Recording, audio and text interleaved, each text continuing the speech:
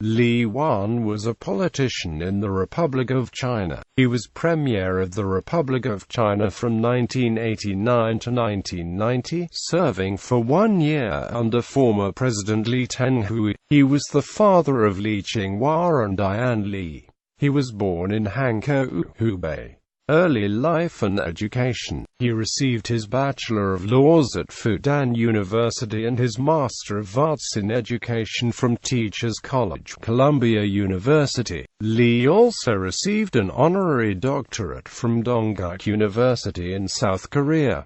Political career. In 1972, Lee Huan was appointed as Director General of the Department of Organization for the Kuomintang when Chiang Ching-hua was Premier. In 1976, then Premier Chiang Ching-hua instructed Lee Huan to select several dozen young party leaders for the highest-level cadre training program at the party school. Among the 60 individuals chosen for the training, half were Taiwanese, including Lian Chan, Wu Peixiong, Shiki Yang. This opening of the KMT's cadre program was an unprecedented opening for native Taiwanese, and was an important step in Chiang Ching-hua's program of loosening mainlander control of the KMT by integrating native Taiwanese into its leadership. In 1977, several thousand anti-KMT demonstrators led by HSUHSIN Liang rallied in the town of Changli to protest the use of paper ballots in the upcoming elections, for fear that the KMT would use the ballots to rig the election. When the protesters realized that the KMT had likely carried out the fraud that they had feared, they rioted, ultimately burning down the Changli police station. The riot, the first such large-scale protest in Taiwan since 1947, was subsequently called the Zhongli Incident. The Kuomintang believed that Lee Huan's placatory approach to the Tangwai movement had caused the incident and forced him to resign. After his resignation, he became the president of CTV until 1979.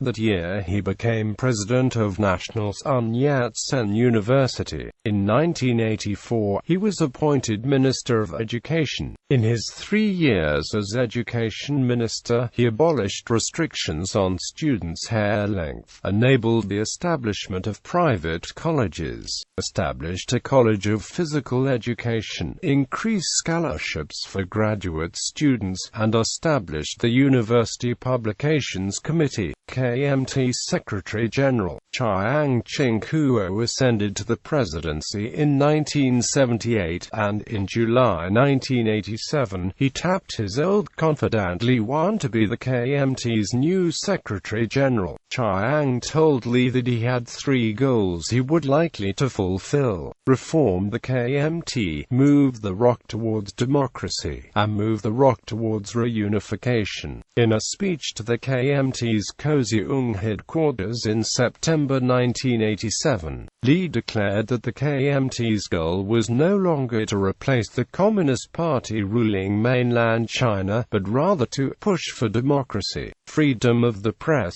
and an open economy in the mainland so as to rid China of communism and to move it toward a democratic modern state. Many in the KMT's right wing claimed the speech betrayed the party's historic commitment to destroy the communists. Chiang countered by instructing Lee to publish the entire speech in the party's official journal. The role Lee played in the lifting of martial law in Taiwan and subsequent reforms to the National Assembly led to Assembly members characterizing Lee as one of the Red Guards. Premiership. Chiang Ching-hua died on the 13th of January 1988, and Vice President Lee Teng-hui immediately stepped in and ascended to the presidency. The The Palace faction of the KMT, a group of conservative mainlanders headed by General Hubei, Premier Huan, and Lee Huan, sought to block President Lee's accession to the KMT chairmanship and sideline him as a figurehead. With the help of James Soong, himself a member of the Palace faction, who quieted the hardliners with the famous plea, "Each day of delay is a day of disrespect to Ching-hua,"